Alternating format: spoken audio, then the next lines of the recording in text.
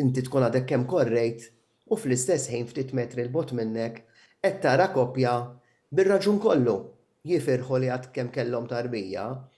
Jiena anka fid-diskors tiegħi qed blatlaq li bħala pajjiż laqas jixirqilna li għandna nisimgħu b'dawn is-sitwazzjonijiet. Din kienet is-sitwazzjoni ta' ħafna persuni li kienu tkellmu waqt konferenza tal-aħbarijiet li tellat mill-Gvern biex ġie introdott il-miscarriage leave f'pajjiżna. Konferenza li matula tkellmu qatt ta' persuni li qasmu l-esperjenza tagħhom, mhux l-inqas il-weġa li dawn l-ommijiet li jkunu korrew jew se jkorru ikunu fl-istess sala ma' ommijiet u koppji ġodda bit-trabi tagħhom.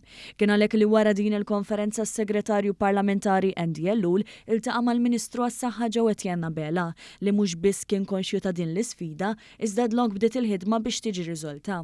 Dan tħabbar waqt il-programm Awla fuq Wanni tlieta filgħaxija bi preżentazzjoni ta' Ronald Vassallo fejn ġie diskuss is-suġġett.